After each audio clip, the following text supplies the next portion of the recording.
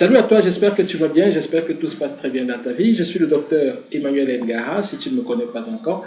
J'ai étudié en Turquie, c'est là que j'ai fait mon doctorat. Et aujourd'hui, je donne des cours dans des universités turques et dans des universités africaines. Mais en parallèle, puisque j'ai fait la Turquie, j'ai fait Istanbul, j'ai beaucoup travaillé dans les milieux d'affaires Turquie-Afrique, ce qui fait que j'ai créé ENG Consulting et dans mon consulting, je travaille également avec les hommes d'affaires de Turquie et d'Afrique et ceci me permet de proposer un certain nombre de choses.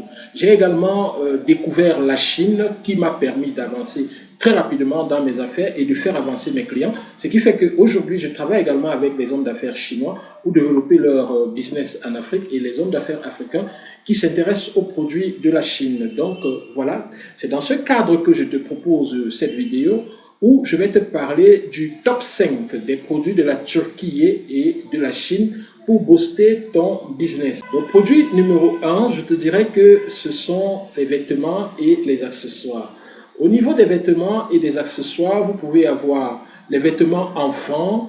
Dans les vêtements enfants, vous avez tout ce que les enfants peuvent porter, les robes princesses, les ensembles jeans, les ensembles enfants, que ce soit pour les bébés et tout ce que cela comporte. Nous avons d'ailleurs fait plusieurs vidéos dans une ville pas loin d'Istanbul qu'on appelle Bursa et c'est pratiquement une capitale des vêtements enfants en Turquie. Il y en a de toutes sortes et franchement, lorsque vous entrez dans le marché de Bursa, s'il faut appeler ainsi, c'est-à-dire que les rues où on vend ces vêtements-là, vous n'avez plus du temps, vous ne sortez pas parce que c'est à l'infini. Donc les vêtements enfants, vous avez également tout ce qu'on peut faire, même pour les bébés nouveau-nés et tout. Donc, après cela, il y a les vestes, les costumes, les accessoires comme les chaussures, les ceintures, les pantalons jeans pour les hommes et pour les femmes également, et les pantalons, ce que au Sénégal on appelle les kakis, ça se vend d'ailleurs très bien là-bas du côté du Sénégal et aussi du côté de la Côte d'Ivoire. Même au Cameroun, ces pantalons ça passe très très bien, il y a des gens qui aiment bien les porter. Donc voilà les accessoires, les vêtements et les différents accessoires. Donc ceux qui s'intéressent à ce domaine-là peuvent regarder du côté de la Turquie et de la Chine. Maintenant, à chaque fois, je vais donner un conseil. Est-ce que ici, c'est mieux en Turquie ou en Chine? Je ne saurais faire le choix, mais généralement, quand on parle de vêtements, en Turquie, il y a plus de qualité qu'en Chine. Mais sauf que au niveau de ce volet-là, qualité, prix, au niveau de la Chine, vous avez des bons prix. Mais attention sur la qualité. Sur la qualité, parfois ça peut faire problème. Parfois vous attendez quelque chose, mais on vous envoie et puis la qualité du tissu n'est pas très bonne. Vous pouvez également avoir ces problèmes en Turquie, mais c'est rare. Le deuxième type de produit, ce sont les produits électroniques. Donc, les produits électroniques comme les ordinateurs, les téléphones, les tablettes, les vidéoprojecteurs, bref, tous ces gadgets électroniques que nous avons aujourd'hui sur le marché. Mais pour ce volet-ci, entre la Turquie et la Chine, je vous conseillerais de vous rabattre beaucoup plus en Chine parce qu'en Turquie, les objets électroniques sont super taxés en termes d'impôts, ce qui fait que parfois ça revient très cher. Mais par contre, si on les trouve en Turquie en seconde main, ça peut être très très intéressant, surtout avec le fait que la monnaie baisse chaque jour. Supposons que quelqu'un a acheté un téléphone au moment où la monnaie avait une certaine valeur à 6000 lits turcs. Bon, peut-être un an après, lorsqu'il veut vendre le téléphone, il a de la peine à vendre le téléphone à plus de 6000 lits turcs, alors que 6000 lits turcs d'il y a un an est déjà 12 000 lits turcs. Donc parfois, il vous le fait même à 5000 lits turcs ou à 4000 lits turcs et c'est vous qui sortez gagnant. Donc ça dépend. Mais au niveau de l'électronique, la Chine est largement en avance. Voilà.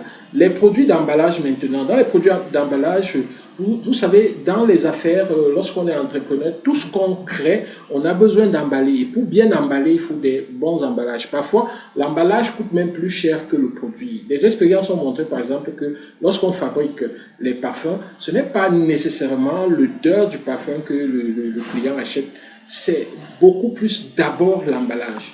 Lorsque vous avez convaincu par l'emballage, parfois il prend votre parfum juste même pour déposer chez lui, juste parce qu'il aime bien l'emballage. Et que ce soit des produits alimentaires également, vous pouvez avoir besoin des emballages. Au niveau des emballages, vous pouvez les trouver que ce soit du côté de la Turquie ou du côté de la Chine. Bon, la différence c'est juste que les fournisseurs turcs des emballages parfois vont vous exiger un certain nombre. Mais bon, nous avons appris à intervenir lorsque vous travaillez avec nous pour réduire le nombre au plus possible.